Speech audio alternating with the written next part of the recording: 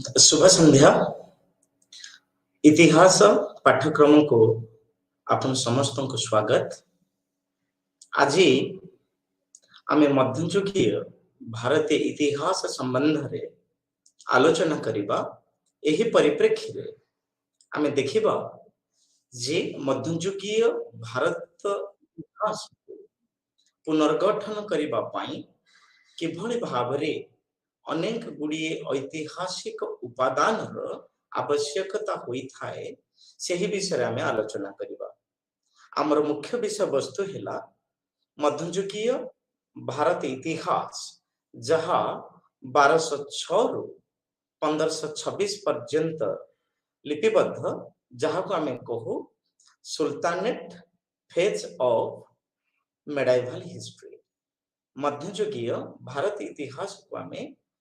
मुख्यतः दुई भाग रे विभक्त करि थाउ। 1206 रु 1526 एवं 1526 ख्रीष्टाब्द रु 1707 ख्रीष्टाब्द पर्यंत। एई दृष्टिकोण रे आमे जते बेले आलोचना करूछंती आमे निश्चित भाव रे कहि परिबा जे मध्ययुग रे साधारणतः मुसलमान शासक माने उना अधिक से माने इतिहास पुनर्गठन करिबा पाई किभଳି भाबरे ऐतिहासिक उपादान आवश्यकता रही ताहाकु से माने हृदंगम करथिले। फलस्वरूप आमे देखू जे मध्ययुगीय भारत इतिहास रे आमे एक वैप्लविक परिवर्तन देखिबा को पाई थाउ, जे परिवर्तन की इतिहास रचना रे ताहा प्रतिफलित होई थाए। जेते बेले आमे देखू मध्ययुगीय शासक माने से माने साहित्य संस्कृति मुख्यतः साहित्य प्रति तांकर अनेक रुचि थिला। फलस्वरूप से माने निज निज राजदरबार रे अनेक लेखक एवं कवि एभली अनेक विद्वान व्यक्ति मानंकु निजर राजदरबार रे से माने नियुक्ति देउथिले। एहर कारण थिला जे मध्ययुगीय भारतीय इतिहास विभिन्न दिग जेपरी सांस्कृतिक, कला, स्थापत्य, अर्थनैतिक, सामाजिक, राजनैतिक एभली विभिन्न विषय प्रति किभଳି भाबरे निखुण भाबरे ताहा आलोचना करा जाय परिबो, रचना करा जाय परिबो। सेही दृष्टिकोणरू आमे साधारणतः देखू जे मध्ययुगीय शासक माने विभिन्न समय रे विद्वान मानकु निज राज दरबार रे से माने नियुक्ति देई थांते। ए दृष्टिकोणरू आमे देखू जे जेते बेले अरब रो क्रोनिकलर्स माने भारत को आसिले से माने एहा को एक नूतन रूपरेख देथिले, जहा कि आमे देखू जे मध्ययुगीय इतिहास को आमे आलोचना कला बेले आमे देखू 1206 हेउछि the beginning of the medieval Indian history. कहीं कि ना 1206 रे हमर मध्ययुगीय इतिहास रे कृत द स्लेव डायनास्टी एक राजवंश स्लेव डायनास्टी को हम कहू ताहार प्रतिष्ठा होइथिला कुतुबुद्दीन ऐबक द्वारा। तेणु करी आमे जानु जे ऐतिहासिक माने तथ्य उपस्थापना करंती कुतुबुद्दीन ऐबक हेउछंती स्लेव डायनास्टी रो प्राण प्रतिष्ठाता। ठीक से परी आमे जदी देखो जे 1526 ख्रीष्टाब्द हेउछि the Mughal rule the foundation of Mughal rule in India. Bharat रे मुगल साम्राज्य रो प्रतिष्ठा। एबे प्रश्न आसे जेते बेले आमे मध्ययुगीय भारत इतिहास को आलोचना करू आम साधारणतः विभिन्न प्रकार ऐतिहासिक उत्सर सहायता नहीं था। कहीं ना इतिहास रे ऐतिहासिक उपादान बिना कौनसी घटना कौनसी तथ्य को उपस्थापना करा जाई पारि न थाए। तेणु करी प्रत्येक ऐतिहासिक गवेषक एवं विद्वान मानक पाई ऐतिहासिक उपादान अपरिहार्य कहा जाए। ऐतिहासिक उपादान बिना कौनसी ऐतिहासिक लेखा को वैज्ञानिक पद्धति रे लेखा जाई पारिबो नाही। से दृष्टिकोण आमे देखू जे जेते बेला में sultanate phase of medieval Indian history को आमे आलोचना करू,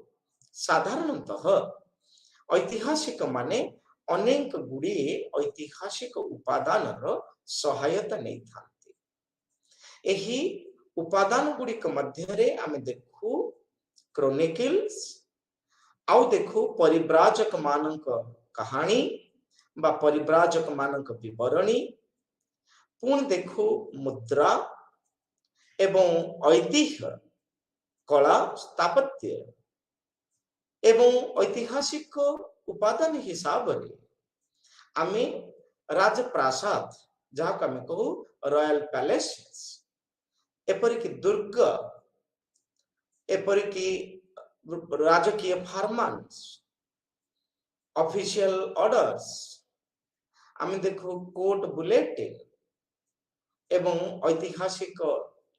चिठी एवं शिलालेख, एपरि भाव रे आमे अनेक गुड़िए ऐतिहासिक उपादान को मध्ययुगीय भारत इतिहास रो विभिन्न दिग को आलोचना करिबा पई सहायता नहीं थाउ। पुणी केतेक ऐतिहासिक गुरुत्व दियंती जे धार्मिक साहित्य मध्य मध्ययुगीय भारत इतिहास रचना रे गठन रे अनेक गुरुत्वपूर्ण भूमिका निभेई था। आमे देखिबा जेते बेले आमे पॉलिटिकल स्ट्राटा देखिबा बा मध्ययुगीय भारत इतिहास रे राजनैतिक दिग को आमे उन्मोचन करिबा, आमे देखो जे पर्शियन तारीख ट्रेडिशन बहुत गुरुत्वपूर्ण भूमिका बहन करी थाए। कहीं ना आमे मध्ययुगीय भारत इतिहास बा मध्ययुगीय इतिहास रचना करिबारे आमे पर्शियन रेकॉर्ड्स को अधिक गुरुत्व दे थाउ। कहीं ना ए समय रे भारत वर्ष रे पारसी भाषा रो आमे प्रचार प्रसार देखिबा को पाई था, जा फल रे कि आमे भारत वर्ष रो विभिन्न अभिलेखागार जेपरिक आमे कहि परिबा नेशनल आर्काइव्स, स्टेट आर्काइव्स, पुणी आमे देखू जे विभिन्न म्यूजियम जेमिति कि आमे कहि पारो कोलकाता, मद्रास, दिल्ली, ए सब जगह रे रहिथिबा म्यूजियम बा संग्रहालय मानकर मध्य आमे अनेक पर्शियन रेकर्ड दस्तावेज को पाठोद्धार करि थाउ। तेणुक आमे देखू जे पर्शियन तारीख tradition consisting of some chronicles, आमे जेते बेले देखू जे पर्शियन तारीख ट्रेडिशन ये केते गुड़िए क्रोनिकल्स को नहीं गठित होई था। एबे बेले बेले हमर मन रे प्रश्न उठे जे आमे क्रोनिकल कहिले कोन बुझी था। साधारणतः आमे क्रोनिकल कहिले बुझू जे समय आधार रे ऐतिहासिक घटनावली को क्रम अनुसार सजे उपस्थापना करिबा रो तथ्य को आमे क्रोनिकल कहि थाउ। आमे देखो जे प्राचीन इतिहास रो आरंभ करी मध्ययुगीय इतिहास, मध्यवर्ती कालीन इतिहास, आधुनिक इतिहास, ए सब इतिहास को जेते बेले आमे अध्ययन करू, ऐतिहासिक गवेषक मानकर मुख्य काम होई थाए जे प्रत्येक ऐतिहासिक घटना गुड़ी को समय अनुसारे क्रम अनुसारे ताकुर सचेबा। सेथि पई कुहा जाय जे क्रोनोलॉजी एवं डेटिंग समय बळे ए दुईटा हेउछि इतिहासर दुईटी चक्षु सदृश। कहीं ना इतिहास ए दुईट आधार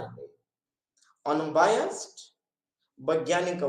पद्धतिर इतिहास को रचना करिबारे सहायक होता है।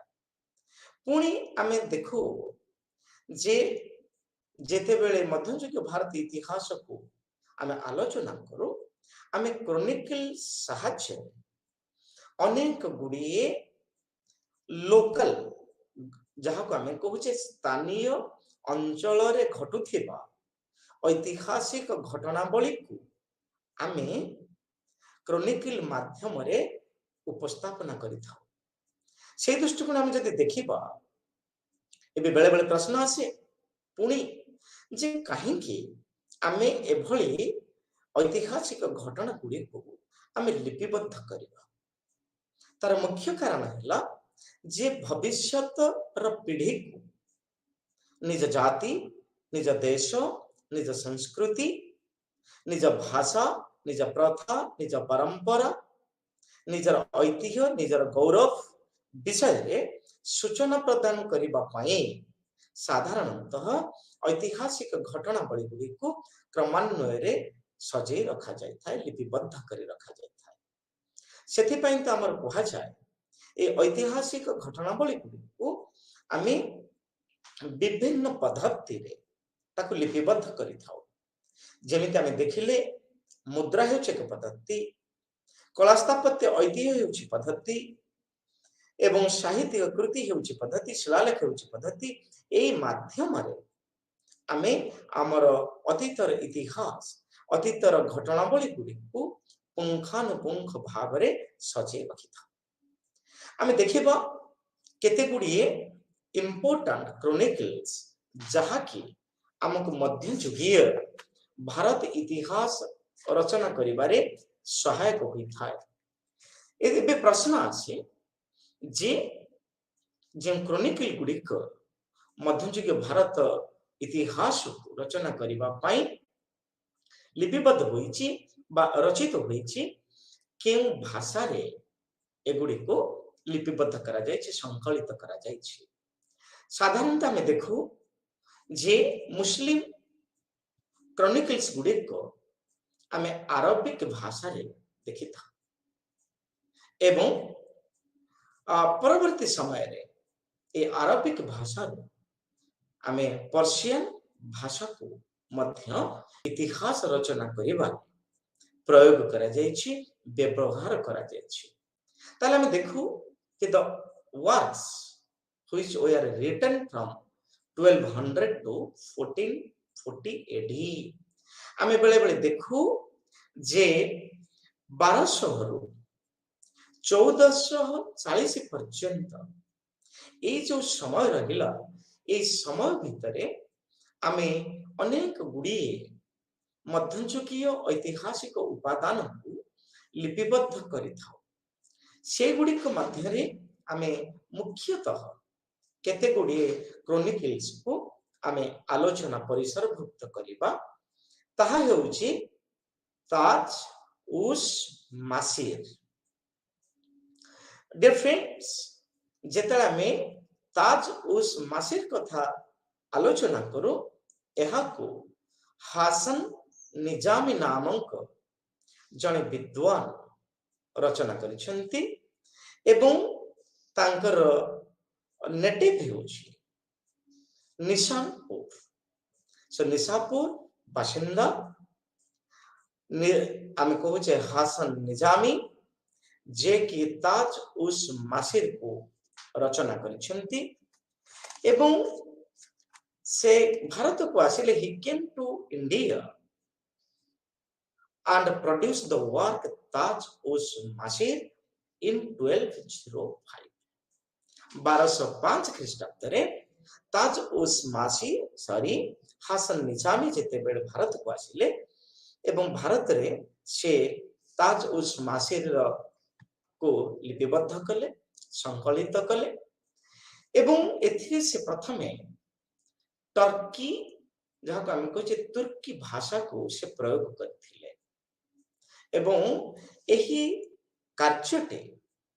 एही संकलित पुस्तक ସାଧାରଣତଃ 1191 ରୁ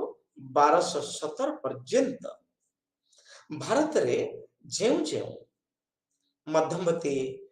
କାଳୀନ ଘଟଣା ଗୁଡ଼ିକ ଘଟିଛି, ଐତିହାସିକ ଘଟଣାବଳୀ ଘଟିଛି, ଏହା ସାମାଜିକ ଇତିହାସ ହେଇପାରେ,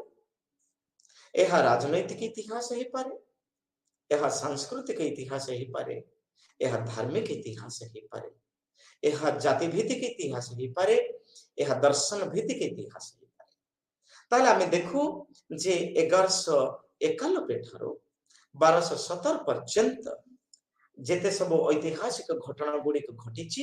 ତାହାକୁ ହାସନ ନିଜାମୀ ନିଖୁଣ ଭାବରେ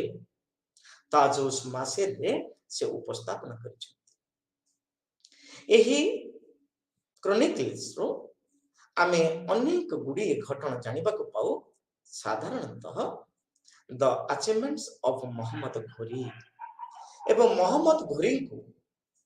ସେ କିଭଳି ଭାବରେ ଜଣେ ଦିଗ୍ବିଜୟ ବୀର ଭାବରେ ଉତ୍ଥାପନ କରିଛନ୍ତି ତାହାର ଦୃଷ୍ଟାନ୍ତ ଆମେ ଦେଖିବାକୁ ପାଇଥାଉ ତାଜୁସ ମାସିର। ପୁଣି କୁତବୁଦ୍ଦିନ ଆଇବାଙ୍କର ଅନେକ ଗୁଡ଼ିଏ ଘଟଣା, ଯେପରିକି କୁତବ ମିନାରର କନଷ୍ଟ୍ରକ୍ସନ ବା ନିର୍ମାଣ କାର୍ଯ୍ୟର ଆରମ୍ଭ ଠାରୁ ଆରମ୍ଭ କରି କୁତବୁଦ୍ଦିନ ଆଇବାଙ୍କର ଶାସନ ପଦ୍ଧତି ଏବଂ କୁତବୁଦ୍ଦିନ ଆଇବାଙ୍କ ସମୟରେ ମଧ୍ୟଯୁଗୀୟ ଭାରତ ଇତିହାସରେ ଲୋକମାନଙ୍କର ଅବସ୍ଥା ମଧ୍ୟ ଏହି ତାଜୁସ ମାସିରେ ଆମେ ଦେଖିବାକୁ ପାଇଥାଉ। ଆଉ ଏହା ମଧ୍ୟ ଆମେ ଜାଣିବାକୁ ପାଇଥାଉ ଯେ এই যে ତାଜୁସ ମାସିର ସାଧାରଣତଃ କେଉଁ ପଦ୍ଧତିରେ ଲେଖା ହେଇଛି ତାହା ହେଉଛି ସବୁଠୁ ଗୁରୁତ୍ୱପୂର୍ଣ୍ଣ ଦିଗ। ଆମେ ଜାଣିବାକୁ ପାଉ ଯେ ତାଜୁସ ମାସିରକୁ ହାସନ ନିଜାମୀ ଇଡିୟମ୍ସ ଏବଂ ପ୍ରୋଭର୍ବ, ଯାହାକୁ ଆମେ କହୁ ଲୋକବାଣୀ ହିସାବରେ ସେ ତାକୁ ଉପସ୍ଥାପନ। କାହିଁକି ନା ଲୋକବାଣୀ ଏଭଳି ଏକ ସିଷ୍ଟମ ବ୍ୟବସ୍ଥା ଯାହାଦ୍ୱାରା କି ଶୀଘ୍ର ସରଳ ସହଜ ଉପାୟରେ ଏହା ଲୋକମାନଙ୍କ ପାଖରେ ଆଦୃତ ହୋଇପାରିବ ଏବଂ ସହଜରେ ଏହା ବୋଧଗମ୍ୟ ହୋଇପାରିବ। সেই ଦୃଷ୍ଟିରୁ ଆମେ ଦେଖିଲେ ଯେ ତାଜୁସ ମାସିର ଲେଖନୀ ପଦ୍ଧତି ଥିଲା ଆମର ପ୍ରୋଭର୍ବ ବା ଇଡିୟମ୍ସ, ଯାହାକୁ ଆମେ କହିଥାଉ।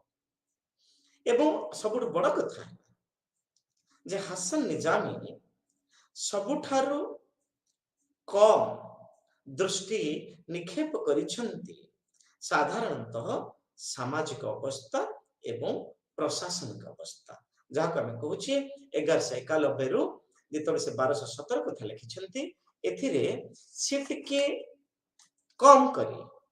ସାମାଜିକ ଅବସ୍ଥା ଏବଂ ପ୍ରଶାସନିକ ଅବସ୍ଥାକୁ ଉପସ୍ଥାପନ କରିଛନ୍ତି। ତାପରେ ଆଉ ଟିକେ ଦେଖିବା ଯେ ସେ ମୁଖ୍ୟତଃ କାହା ବିଷୟରେ ବେଶୀ ଗୁରୁତ୍ୱ ଆରୋପ କରିଛନ୍ତି। ତାଜୁସ ମାସିରରୁ ଆମେ এই କଥାକୁ ବେଶୀ ଗୁରୁତ୍ୱ ଭାବରେ ଜାଣିବାକୁ ପାଇଥାଉ ଯେ ଭାରତ ବର୍ଷର ବିଭିନ୍ନ ସହରର ଉତ୍ପତ୍ତି, ସହରର ବିକାଶ ଏବଂ ସହରର ଭୂମିକା, ଏକ ଆଧୁନିକ ସଭ୍ୟତା ରଚନା କରିବାରେ ସହରର ଭୂମିକା କେତେ ଅପରିହାର୍ଯ୍ୟ ତାହାକୁ ହାସନ ନିଜାମୀ ନିଜର କ୍ରୋନିକଲ ତାଜୁସ ମାସିରରେ ଉପସ୍ଥାପନ କରିଛନ୍ତି। ଠିକ ସେହିପରି ଆମେ ଦେଖୁ ଯେ ତତ୍କାଳୀନ ସମୟରେ ଭାରତରେ କି ପ୍ରକାରର ଯାନି ଯାତ୍ରା ସବୁ ପ୍ରଚଳିତ ହେଉଥିଲା ଏବଂ ଯାନି ଯାତ୍ରା ପ୍ରଚଳିତ ହେବାର ଆବଶ୍ୟକତା କ'ଣ, ତାର ଲକ୍ଷ୍ୟ କ'ଣ ଥିଲା, ଏହି ସବୁ ଜିନିଷ ଆମେ ସାଧାରଣତଃ ତାଜୁସ ମାସିରୁ ଜାଣିବାକୁ ପାଇଥାଉ। ଏପରିକି ବି it was one of the important instruments, ଆମେ କହିପାରିବା ଯେ ତାଜୁସ ମାସିର ହେଉଛି ଏକ ଗୁରୁତ୍ୱପୂର୍ଣ୍ଣ ଇନଷ୍ଟ୍ରୁମେଣ୍ଟ ଯାହାଦ୍ୱାରା ମଧ୍ୟଯୁଗୀୟ, ପ୍ରାକ୍ ମଧ୍ୟଯୁଗୀୟ ବା ମଧ୍ୟଯୁଗୀୟ ଭାରତ ଇତିହାସ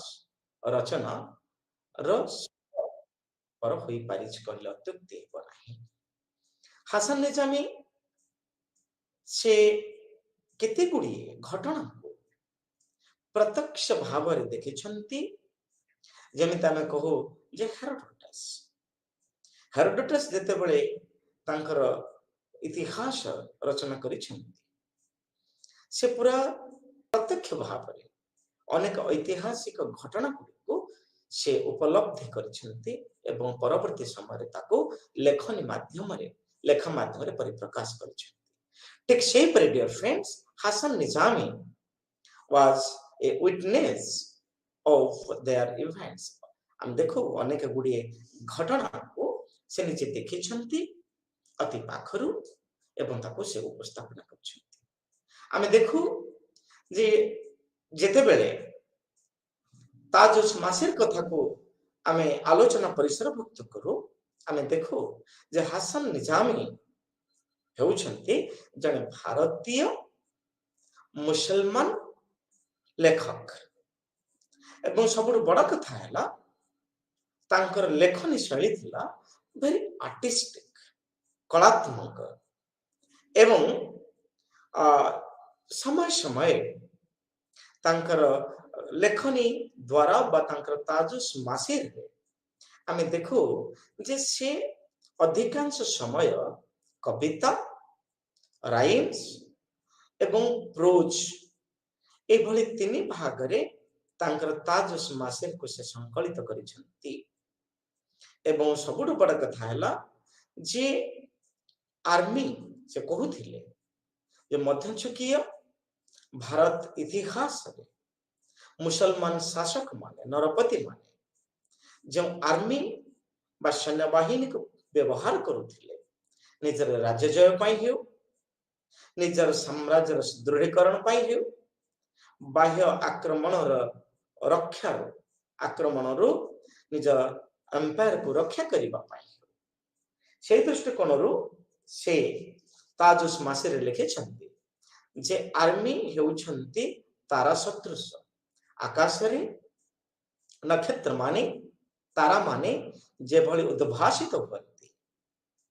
ठीक सेही परी मध्ययुगीय भारत इतिहास रे सैन्य माने आकाश तारा परी खचित हेउथिले एवं प्रत्येक सैन्य मानक र गोटे तृष्णा थिला ताहा थिला blood thirsty like the mans. एठा हम दीटा कथा देखिले ताले एठी प्रश्न आसे जे मध्ययुगीय भारत इतिहास रचना करिबारे ताजुस मासिर हेउछि एक अमूल्य ग्रंथ। आउ मध्य में देखिबा को पाउले फ्रेंड्स एह व्यतीत ताजुस मासिर अन्य एक दिगो को मध्य आलोचना करे ताहा हेउछि ऐतिहासिक व्यक्तित्व मध्ययुग रे उद्भासित होइथिबा ऐतिहासिक व्यक्तित्व मानक विषय रे से मानकर कृतित्व से मानकर चिभालरी एवं किभली भाबरे से माने संस्कृति परायण थिले एभली विभिन्न दिग को ताजुस मासिर आलोकपात करी अछि। तेणु निश्चिंत भाबरे आमे कहि परिबा डियर फ्रेंड्स ताजुस मासिर हेउछि एक अमूल्य ग्रंथ जहा कि मध्ययुगीय भारत इतिहास रचना करिबारे एक मुख्य साक्षी। पुणी आमे आउ एक क्रॉनिकल देखिबा जहा हेउछि तबकत ई नासिर। ए तबकत ई नासिर को मिनहाज उस सिराज नामक विद्वान ताको संकलित करिसंती। डियर फ्रेंड्स एही क्रॉनिकल तबकत ई नासिर से पर्शियन भाषा रे लिखित करिसंती संकलित करिसंती अर्थात एथिरे पर्शियन भाषा रो प्रचुर परिमाण रे प्रयोग होइछि। आउ सबुठ बड़ कथा हैला जे मिनहाज उस सिराज स्लेव डायनास्टी रो विभिन्न दिग आमे जेतले स्लेव डायनास्टी कथा कहू आम मन रे प्रश्न उनके मारे जे कुतुबुद्दीन ऐबक ठारू आरंभ करी ଆପଣଙ୍କର ଇଲତୁତମିଶ, ରେଜିଆ ସୁଲତାନ, ବଲବନ ଏଇ ବ୍ୟକ୍ତିତ୍ୱ ମାନଙ୍କର କୃତିତ୍ୱ, ଏମାନଙ୍କର ବିଭିନ୍ନ ଐତିହାସିକ ଦିଗ ଏବଂ ସେମାନଙ୍କର ଐତିହାସିକ ପ୍ରତି ଥିବା ରୁଚିକୁ ତବକତ ଇ ନାସିରରେ ମିନହାଜ ଉସ୍ ସିରାଜ ଉପସ୍ଥାପନ କରିଛନ୍ତି। ଏବଂ ଆମେ ଯେତେବେଳେ ତବକତ ଇ ନାସିର କହୁ, ଏହା ହେଉଛି ମିନହାଜ ଉସ୍ ସିରାଜଙ୍କର ଏକ ସମ୍ପୂର୍ଣ୍ଣ ଅବୟବ କହିଲେ ଅତ୍ୟୁକ୍ତି ହେବ ନାହିଁ। ଏଥିରେ ସେ ବିଭିନ୍ନ ଦିଗକୁ ଆଲୋଚନା କରିଛନ୍ତି, ଯାହା ଆମେ ଦେଖୁ ଦ ରାଇଜ ଅଫ ଦ ଇସଲାମିକ ରୁଲ, କିଭଳି ଭାବରେ ଭାରତରେ ମୁସଲମାନ ଶାସନର ଅୟମାରମ୍ଭ ହୋଇଛି, ରାଇଜ ଏବଂ ତାହା ଉତ୍ପତ୍ତି ହେଇଛି, ପରବର୍ତ୍ତୀ ସମୟରେ ତାର ପ୍ରଚାର ପ୍ରସାର ହୋଇଛି, ସେହି ବିଷୟରେ ଆମେ ତବକତ ଇ ନାସିରରୁ ଜାଣିବାକୁ ପାଇଥାଉ। ଠିକ ସେହିପରି ଫ୍ରେଣ୍ଡସ୍, ଅନ୍ୟ ଏକ ଦିଗ ହେଲା about the prophet and the Khalif, କିଭଳି ଭାବରେ ମଧ୍ୟଯୁଗୀୟ ଭାରତ ଇତିହାସରେ ବା ଶାସନ ପଦ୍ଧତିରେ ପ୍ରଫେଟ ଏବଂ ଖଲିଫା ମାନଙ୍କର ଅବଦାନ ରହିଛି, ସେ ବିଷୟରେ ମଧ୍ୟ ମିନହାଜ ଉସ୍ ସିରାଜ ଆଲୋକପାତ କରିଛନ୍ତି। ପୁଣି ଆମେ ଦେଖୁ the history of the Ghazni, Mahmud of Ghazni. ଆମେ ସମସ୍ତେ ଜାଣିଛନ୍ତି ଡିୟର ଫ୍ରେଣ୍ଡସ୍, ଯେ କି ଭାରତକୁ 17 ଥର ଆକ୍ରମଣ କରିଛନ୍ତି ଏବଂ ଭାରତର ଅନେକ ଅର୍ଥ, ବିଭିନ୍ନ ମନ୍ଦିର, ଦେବାଳୟକୁ ସେ କିଭଳି ଭାବରେ ଆଘାତ ଦେଇଛନ୍ତି ଏବଂ ଆଘାତ ଦେଇ ସେଥିରେ ଗଚ୍ଛିତ ଥିବା ଧନ ଦୌଲତକୁ ସେମାନେ ଲୁଣ୍ଠିଛନ୍ତି। ତେଣୁକରି ମାମୁଦ ଅଫ ଗଜନୀଙ୍କର 17 ଥର ଭାରତ ଆକ୍ରମଣ କଥା ହେଉ ଏବଂ ତାଙ୍କର ଭାରତ ଆକ୍ରମଣର ଆଭିମୁଖ୍ୟ ଏବଂ ଭାରତ ଆକ୍ରମଣ ଯୋଉ 17 ଥର ଆକ୍ରମଣ କରିଛନ୍ତି ଆମେ ଜାଣିଛନ୍ତି। ସବୁଠାରୁ ବଡ କଥା ହେଲା ଯେ ସୋମନାଥ ମନ୍ଦିରର ଲୁଣ୍ଠନ ଥିଲା ମଧ୍ୟଯୁଗୀୟ ଭାରତ ଇତିହାସରେ ଏକ ଅମ୍ଳାନ କୃତିତ୍ୱ। କାହିଁକି ଏଇଟା ଆମେ କୃତିତ୍ୱ କହିଲେ ଅତ୍ୟୁକ୍ତି ହବନି, ଏଇଥିପାଇଁ ଯେ ଆମେ ମନେ ରଖୁ ଯେ କିଭଳି ଭାବରେ ମାମୁଦ ଅଫ ଗଜନୀ ସୋମନାଥ ମନ୍ଦିର ଲୁଣ୍ଠନ କରିଥିଲେ। সেই ବିଷୟ ଆମେ ତବକତ ଇ ନାସିରରୁ ଜାଣିବାକୁ ପାଇଥାଉ। ପୁଣି ଆମେ ଦେଖୁ ଯେ ଦ ଘୋର ଡାଇନାଷ୍ଟି, ଭାରତ ବର୍ଷରେ ମହମ୍ମଦ ଘୋରୀଙ୍କ ନେତୃତ୍ୱରେ କିଭଳି ଭାବରେ ସେ ଭାରତରେ ଘୋର ଡାଇନାଷ୍ଟିକୁ ପ୍ରତିଷ୍ଠା କରିଛନ୍ତି। ଯଦିବା ପ୍ରଥମ ଥର ସେ Prithviraj Chauhan, the Chauhan king who has proved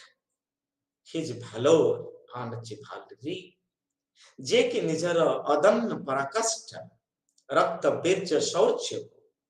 ସେ ପ୍ରତିପାଦନ କରିଛନ୍ତି ଏବଂ ପ୍ରଥମେ 1191 ଯେତେବେଳେ ପ୍ରଥମ ତିରୋରୀ ଯୁଦ୍ଧ ହେଲା, ଏ ପ୍ରଥମ ତିରୋରୀ ଯୁଦ୍ଧରେ ଆମେ ପୃଥ୍ୱୀରାଜ ଚୌହାନ ମହମ୍ମଦ ଘୋରୀଙ୍କୁ ପରାସ୍ତ କରିଛନ୍ତି। ପରବର୍ତ୍ତୀ ସମୟରେ ଯଦିବା ପୃଥ୍ୱୀରାଜ ଚୌହାନ ଡିଫିଟ୍ ହେଇଛନ୍ତି, ପରାସ୍ତ ହୋଇଛନ୍ତି, କିନ୍ତୁ ତଥାପି ଏ ଘୋର ଡାଇନାଷ୍ଟି ମହମ୍ମଦ ଘୋରୀଙ୍କର ଅଚିଭମେଣ୍ଟ, କୃତିତ୍ୱ, ଏ ସବୁକୁ ଆମେ ତବକତ ଇ ନାସିରରୁ ଜାଣିବାକୁ ପାଇଥାଉ। ଆଉ ପୁଣି ସେ ଦେଖିଛନ୍ତି ଯେ କିଭଳି ଭାବରେ ମୁସଲମାନ କିଙ୍ଗଡମକୁ ମୁଗଲ ମାନେ ବାରମ୍ବାର ଆକ୍ରମଣ କରି ମୁସଲମାନ ଶାସନ ବ୍ୟବସ୍ଥା, ପ୍ରଶାସନକୁ ଖିନ ଭିନ କରିଥିଲେ। ସେ ବିଷୟ ମଧ୍ୟ ଆମେ ତବକତ ଇ ନାସିରରୁ ଜାଣିବାକୁ ପାଉ। ସେହି ଦୃଷ୍ଟିକୋଣରେ ଆମେ ଦେଖୁ ଯେ ତବକତ ଇ ନାସିର ମିନହାଜ ଇ ସିରାଜଙ୍କର ହେଉଛି ଏକ କୃତିତ୍ୱ, ଅନବଦ୍ୟ କୃତି। ଏବଂ ସବୁଠୁ ବଡ କଥା ହେଲା ଯେ ମିନହାଜ ଉସ୍ ସିରାଜ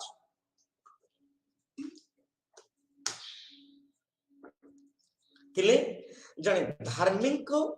ପରାୟଣ ବ୍ୟକ୍ତି। ଜେନେରାଲି ହି ୱାଜ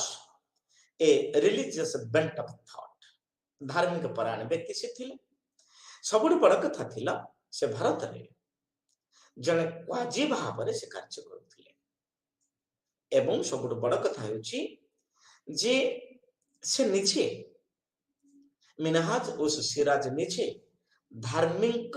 धर्मांधता ठारू से दूर थिले। His description was free from the religious bigotry. ସେଥିଲାଗି କୁହାଯାଏ ଯେ ତବକତ ଏ ନାସିର କୁ ଆମେ ସାଧାରଣତଃ ଏକ ଗୁରୁତ୍ୱପୂର୍ଣ୍ଣ ଏକ ବୈଜ୍ଞାନାତ୍ମକ ଏବଂ ସବୁଠାରୁ ବିଶ୍ୱାସ ଯୋଗ୍ୟ ଐତିହାସିକ ଉପାଦାନ ଭାବରେ ଅଭିହିତ କରାଯାଇଥାଏ। ପରବର୍ତ୍ତୀ ସମୟରେ ଆମେ ଦେଖିଛନ୍ତି ଯେ ଜିୟାଉଦ୍ଦିନ ବରାନି से तबकत ए नासिर लेखा पद्धति आधार रे तांकर जो क्रॉनिकल को जियाउद्दीन बरानी लिखि एथरो प्रमाणित हुए जे तबकत ए नासिर चरित्र हेउछि ए पुस्तक चरित्र हेउछि जे किभଳି भाबरे एक ऐतिहासिक घटना को निखुण भाबरे अभिहित करा जाई पारे। एबे देखिबा डियर फ्रेंड्स आउ एक गुरुत्वपूर्ण ऐतिहासिक उपादान जिते बेला में मध्ययुगीय भारत इतिहास को आलोचना करुछंती से दृष्टिकोण हम देखिबा जे अमीर खुसरो कर लेखा अमीर खुसरो कर साहित्यिक कृति मध्य बहुल भावरे मध्ययुगीय भारतर इतिहास को रचना करिबारे सहायक होइथाय। तउनकरी ऐतिहासिक मान गवेषक अमीर खुसरोंकर लेखा को प्रचुर भावरे बहुल भावरे से ताको प्रयोग करिछंती। अमीर खुसरो को साधारण भावरे आमे कहि थाउ अबुल हासम यमीउद्दीन खुसरो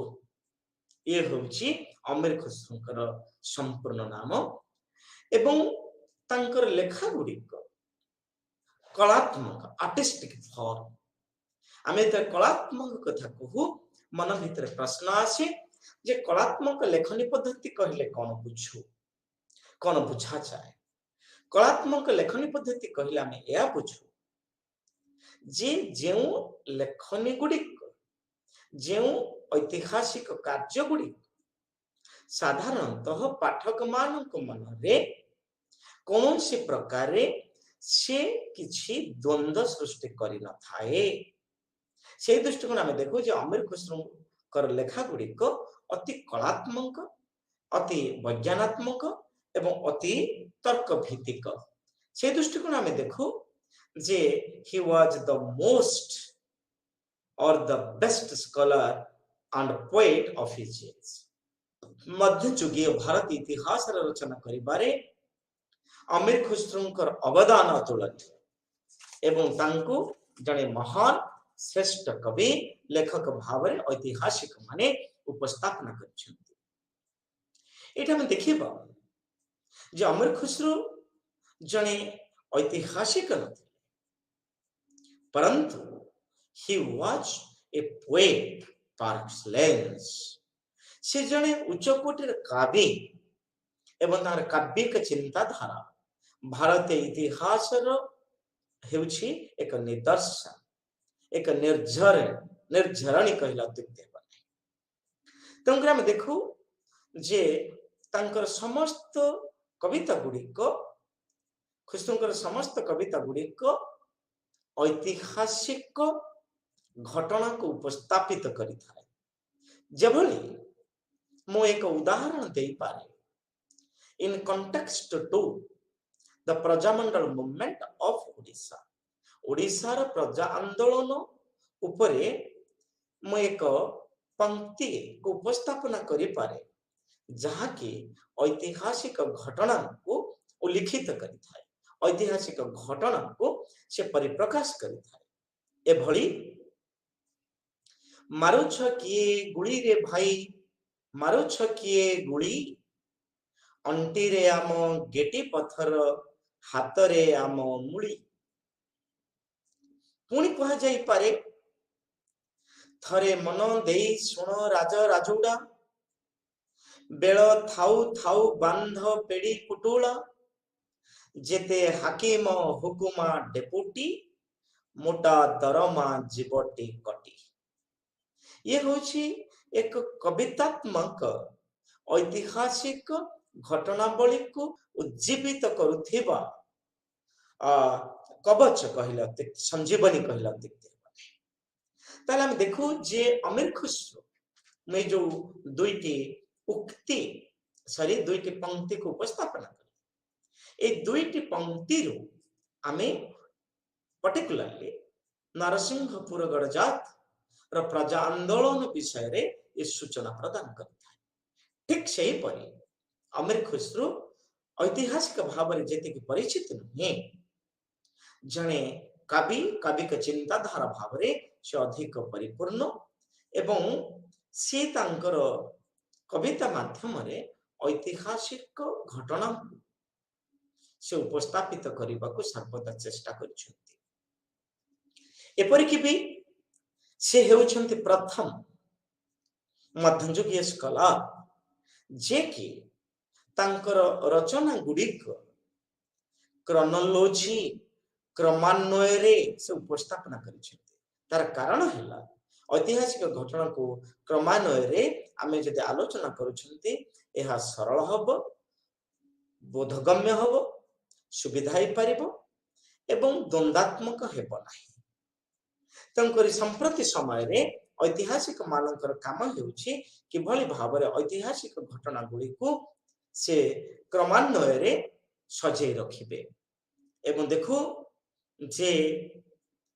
सबुठ बड़ कथा है what is important in history important in narrating history आम इतिहास रे को जिनिस को आम बेसी गुरुत्व देथिबा से दृष्टिकोण आम देखू जे तब अमीर खुसरोंकर लेखा गुड़िक विभिन्न राजा मध्ययुगीय राजा एवं महाराजंकर कृतित्व विषय रे जयगान करिथाय जेपरिक बलबन कथा कह जाऊ बा अलाउद्दीन खलजी बा खलजी डायनास्टी कथा कह जाऊ एपरिक तुगलक डायनास्टी विषय कह जाऊ एही राजा मानक विषय एही राजवंश मानक विषय रे अमीर खुसरोंकर लेखा गुड़िक अति जीवंत मार्मिक एवं हृदयस्पर्शी एवं देखिबा डियर फ्रेंड्स अमीर खुसरो कर साहित्यिक ऐतिहासिक कृति ए कृति गुड़िक माध्यम हम देखू कुरान उल सदाइन ये होची अमीर खुसरोंकर एक लेखा से पर हमें देखो मिफ्ता उल फुतूह तुगलक नामा नो सिफिर आशिक फाइव दीवार एंड कांसा यही परी अनेक ऐतिहासिक कृति आमे अमीर खुसरोंको लेखार जानिबा को पाई था। एबे देखिबा डियर फ्रेंड्स आउ एक Chronicle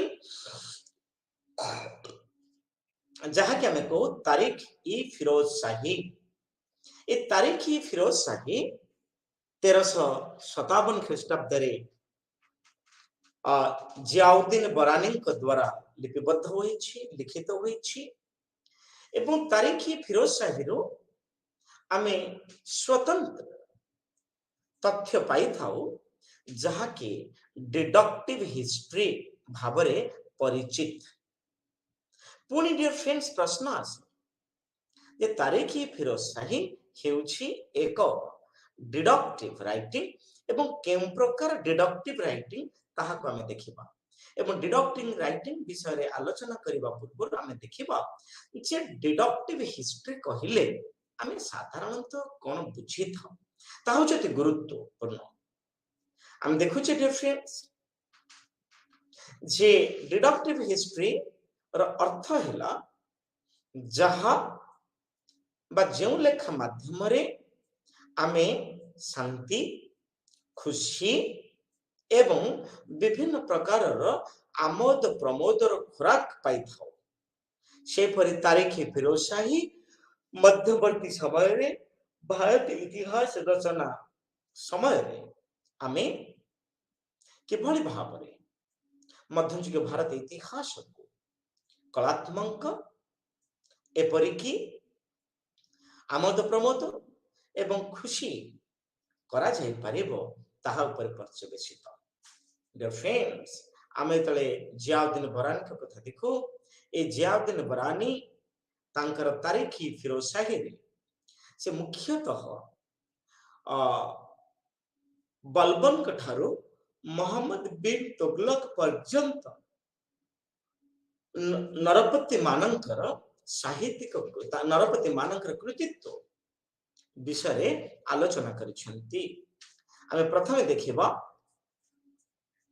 the first 6 years of his reign. Firoz Shah Tughlaq was also been depicted in this book. ଆମେ ଯେତେବେଳେ ଦେଖୁଛେ dear friends, ତାରିଖୀ ଫିରୋଜ ଶାହୀ କଥା ଆଲୋଚନା କରୁଛେ। ଏ ତାରିଖୀ ଫିରୋଜ ଶାହୀରେ ଆମେ ଫିରୋଜ ଶାହ ତୁଗଲକଙ୍କର ବିଭିନ୍ନ ଫିରୋଜ ଶାହ ତୁଗଲକଙ୍କର ଆଚିଭମେଣ୍ଟ ସମସ୍ତେ ଜାଣିଛନ୍ତି। ମଧ୍ୟଯୁଗୀୟ ଭାରତ ଇତିହାସରେ ଫିରୋଜ ଶାହ ତୁଗଲକଙ୍କର ଅବଦାନ ସାଧାରଣତଃ ସମାଜର ପୁନର୍ଗଠନ ପାଇଁ ଅତି ଗୁରୁତ୍ୱପୂର୍ଣ୍ଣ। କାହିଁକି କେହି ଐତିହାସିକ ମାନେ ବି ତାଙ୍କୁ ଉପସ୍ଥାପନ କରିଛନ୍ତି ଯେ ଫିରୋଜ ଶାହ ତୁଗଲକ ହେଉଛନ୍ତି ଦରଦୀ ହୃଦୟର ବନ୍ଧୁ। କାରଣ ସେ ଲୋକମାନଙ୍କ ମଙ୍ଗଳ ପାଇଁ, ଶ୍ରମିକ ମାନଙ୍କର ମଙ୍ଗଳ ପାଇଁ, କୃଷକ ମାନଙ୍କର ମଙ୍ଗଳ ପାଇଁ, ବିଧବା ମାନଙ୍କର ମଙ୍ଗଳ ପାଇଁ ଏବଂ ଗରିବ ଗୁରୁବା ମାନଙ୍କର ଜୀବନ ପାଇଁ ଅନେକ ଗୁଡ଼ିଏ ଜନମଙ୍ଗଳ କାର୍ଯ୍ୟ ହାତକୁ ନେଇଛନ୍ତି। ଜନମଙ୍ଗଳ କାର୍ଯ୍ୟକୁ ସେ ଉପସ୍ଥାପନ କରିଛନ୍ତି। ସେ ଦୃଷ୍ଟିକୋଣ ଆମେ ଦେଖୁ ଯେ ତାରିଖୀ ଫିରୋଜ ଶାହୀରେ ଆମେ ଫିରୋଜ ଶାହ ତୁଗଲକଙ୍କର ବିଭିନ୍ନ କାର୍ଯ୍ୟ ବିଷୟରେ ଉଲ୍ଲେଖିତ ହୋଇଛି। ଏଥିରେ ଆମେ ଦେଖୁ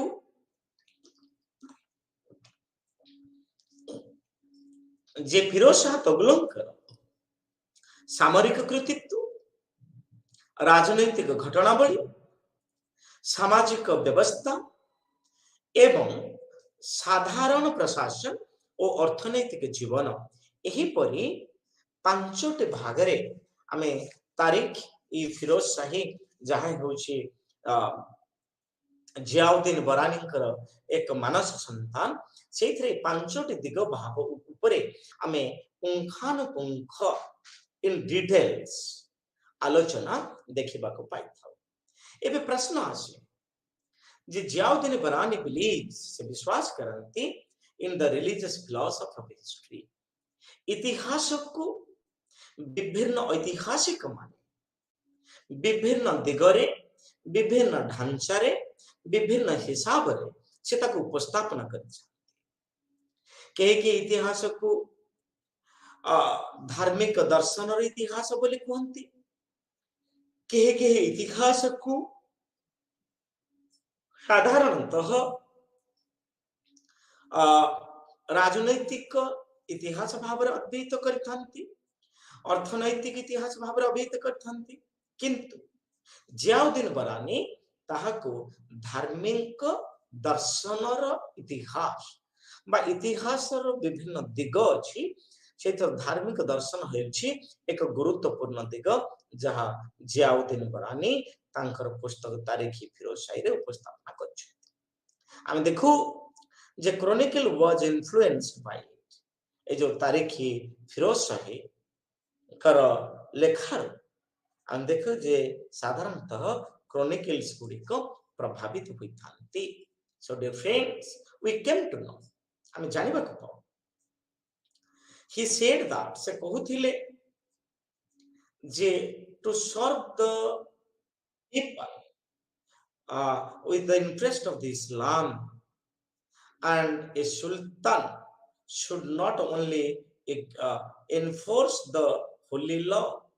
but also patronize the ulemas, Sufis and the orthodox scholars। ଏଥିରେ ଆମେ ଦେଖୁ ଯେ ଜିୟାଉଦ୍ଦିନ ବରାନୀ କହୁଥିଲେ ତାଙ୍କ ପୁସ୍ତକରେ ତାରିଖୀ ଫିରୋଜ ଶାହୀ କହୁଥିଲେ ଯେ ସାଧାରଣତଃ ପ୍ରଶାସନ ବା ସୁଲତାନସ ମାନେ କେବଳ ଇସଲାମର ପ୍ରଚାର ପ୍ରସାର କ୍ଷେତ୍ରରେ କାମ କରିବେ ତାହା ନୁହେଁ, ସେମାନେ ମଧ୍ୟ विभिन्न कुरान रे लिपिबद्ध होइथिबा सात्विक जहाँ हम कहछे पवित्र नियम गुड़िक से उपस्थापना करिवे एवं से उलेमाज मुलाज सुफीज ऑर्थोडॉक्स स्कॉलर को से मध्य सम्मानित करिवे द पैट्रोनाइज आ देखिले जे Barani dedicated this book to the sultan Firoz Shah Tughlaq Ziauddin Barani तांकर ए पुस्तकटी को से फिरोज शाह तुगलक को अर्पण करथिले बा फिरोज शाह तुगलक नाम रे से ताको लिपिबद्ध करथिले आ सबोट बड़ कथा थिला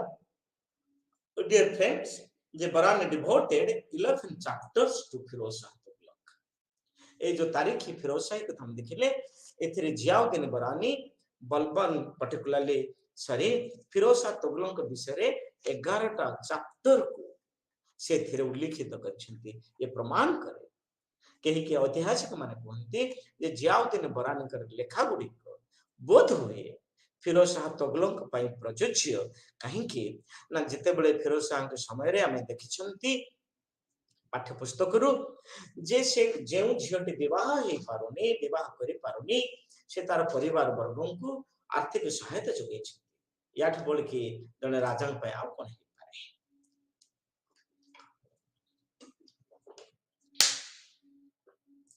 पुन डियर फ्रेंड्स हम या देखो जे जियाउद्दीन बरानी describe the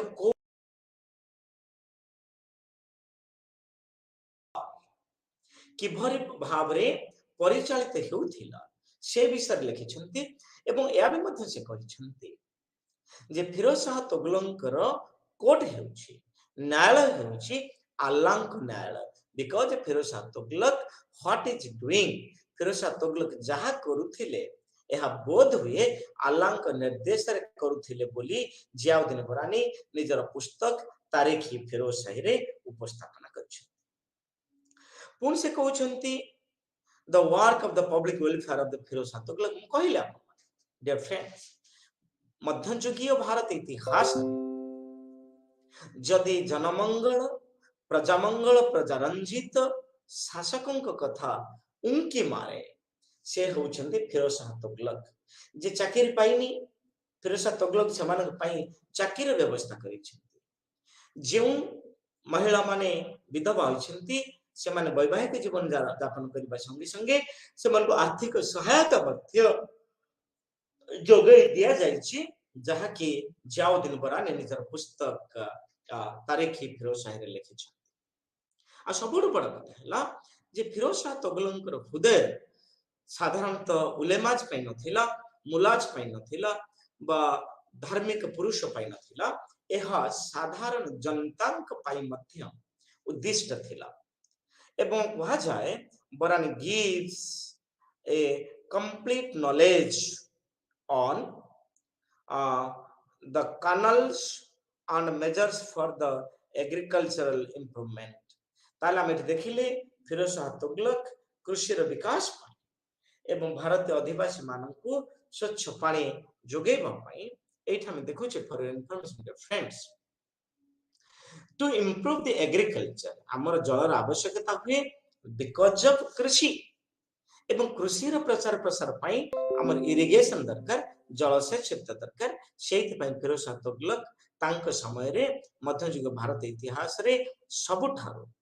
गुरुत्वपूर्ण केनाल सब खनन करथिले एबे देखिबा पंचम number the friends we are going to discuss about Rihla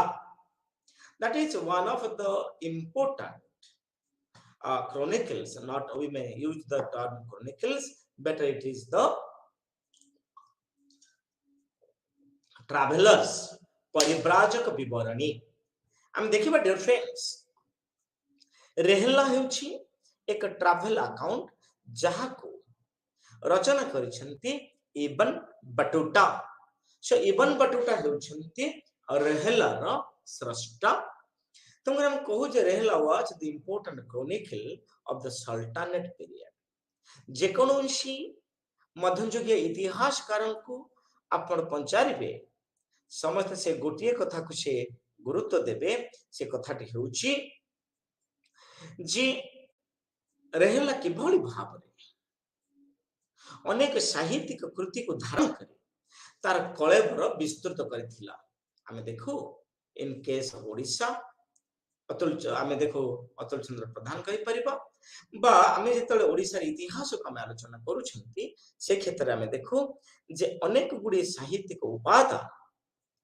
विभिन्न इतिहास रचना करिबार सहायक होइथांती से पर आमे देखो रेहला हेउछि एक क्रोनिकल एवं एहा को डेवलप करथिले इबन बटुटा हेउछंती जने अफ्रीकन ट्रैवलर इबन बटुटा हेउछंती जने अफ्रीकन ट्रैवलर बा अफ्रीकन परिव्राजक आमे तांको कहिथाउ नंबर 1 और नंबर 2 कथा जेतला से difference Ibn Battuta traveled to the court of Muhammad bin Tughlaq. Muhammad bin, we may talk about it exactly. I pointed out that Muhammad bin Tughlaq के समय रे हम देखिले इबन बटुटा came to India भारत को शासित थे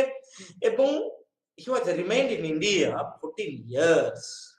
भारत रे से 14 वर्ष अपेक्षा कले बा कालातिपात कले बा समय विषय अतिबाहित कले भारत रे ए 14 वर्ष थिला 1333 रु 1347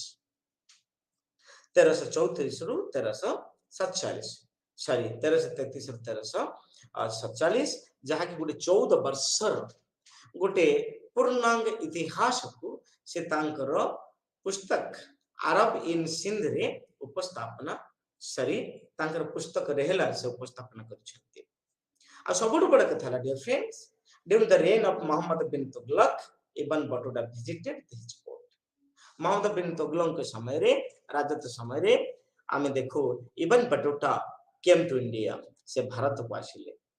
एवं भारत रे किबळी भाव रे शासन करछथि तार पुस्तक आमे पाई परिबा बस पुस्तक अवेलेबल एठा में देखु छे dear friends by his talent Ibn Battuta जन साधारण व्यक्तित्व थिले से निजर टैलेंट निजर कृतित्व निजर ज्ञानवत्ता निजर गुणवत्ता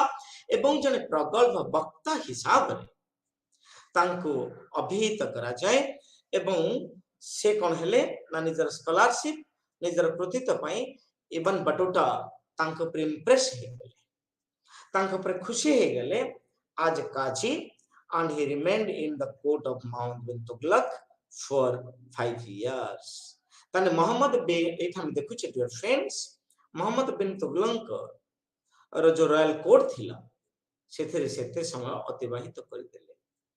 पुणे हम देखिबा dear friends he remained in the court of Muhammad bin Tughlaq for 8 years and maintained the splendid life keeping good historian with the friends the courtiers एटा हम देखि बात एटा कथा जे इबन बटुटा जेते बेले मोहम्मद बिन तुगलक साम्राज्य उपस्थापित हेले सेते कि बेले से कोन कले ना maintain the splendid life keeping good relation with the ulemas and the ulemas courtiers मानक सहित से किभली संपर्क रखिबे तत्संगे संगे they should convey the methods to at हम देखु छ डियर फ्रेंड्स जे मोहम्मद बिन तुगलक कृतित्व ए सब विषय रे हमें रहेलारो जानिबा को पाई था एटे सबुठ बड़ कथा हैला जे वंस एकता Mohammad bin Qasim in one hand in the other hand Ibn Battuta तांको भितरे कोन से कारण नै तांको भितर टिके मनोमालिन हे गला तापरे as a result he was discriminated and from the east to the west he has been at हम देखु छ डियर फ्रेंड्स जेते बेले मोहम्मद बिन तुगलक कथा में देखु छ एठी इबन बटुटा misunderstanding was made with Muhammad bin Tughlaq. एठी मोहम्मद बिन तुगलक सहित इबन बटुटांकर गोटे मधुर संपर्क रे कोठी ना कोठी एक फाट सृष्टि हेछि as a result he was dismissed from his post or from his post too तांको से सेना पोस्ट रो काढी दैछन्ती तांको सेना से दल रो काढी दैछन्ती किंतु सबरो गुरुत्वपूर्ण कथा हैला जे he was discriminated from the post and the that becomes the deputed जो विकास परंपरा ए हर हर हर सही ताले एठी हम देखिबा dear friends as a result he was dismissed from his post तांको मोहम्मद बिन तुगलक बाहर कर दैछन्ती एवं तांको ऑर्डर दैछन्ती Ibn Battuta couldn't reach at China ताको चाइना को चली जिबा पई मोहम्मद बिन तुगलक को निर्देश दिया जायछि किंतु डियर फ्रेंड्स से कोर्ट को जाइना एठी हम देखिबा जे इबन Battuta couldn't reach at China जेतले तांको चाइना को पठे दिया गला भारत रो से चाइना रे पहुंच पारले काहे पहुंच पारले ना due to the wrecking of the ship in the sea जेते बेले सेते समय तो संप्रति समय जहाज नथिला आ जेते बेले इबन बटुटा को निर्वासन दिया गला मोहम्मद बिन तुगलक निज राज दरबार बाहर कले तांको पठे देले चाइना को किंतु से प्रथम पावछरे से चाइना रे पहुंच पारि नथिले काहेकि ना जहाजटे कणा सृष्टि हेबारु जहाजटे बुडीबाकु लागिला से दृष्टिकोण रे हम देखु जे he couldn't reach at China बोली कहा जाए एबे देखिबा dear friends he returned to India and then left for his mother country Tanjore of Africa से चाइना रो भारत आसिले एवं भारत रो से पुणी निजर तांजानिया को से कंगले प्रत्यावर्तन कले and there he wrote his travel account जोंठारे की से तांकर तांजीर गला पोरे से कौन कले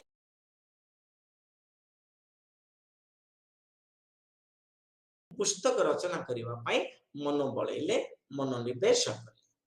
से दृष्टिकोण हम देखो dear friends there he wrote his travel account getting the inspiration from Abu Inam Marin the Sultan Morocco एभली जने व्यक्तित्व ठारो Rehella was particularly Ibn Battuta was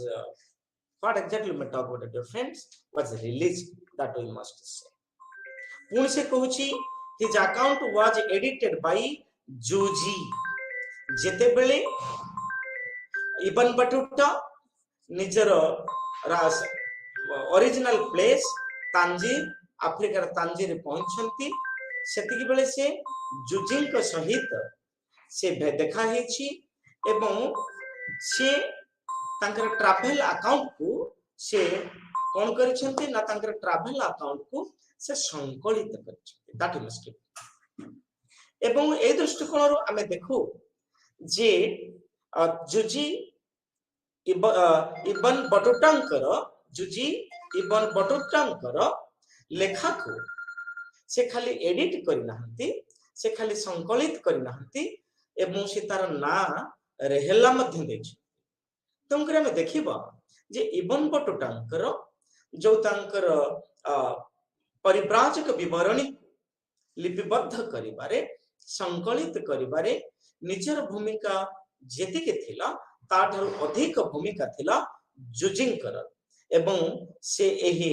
संकलित पुस्तक रो ना देले रेहेला एबे प्रश्न उठे डियर फ्रेंड्स रेहेला हेउची इबन बटुटांकर मानस संतान एवं से रेहेला रे मध्ययुगीय भारत इतिहास विषय रे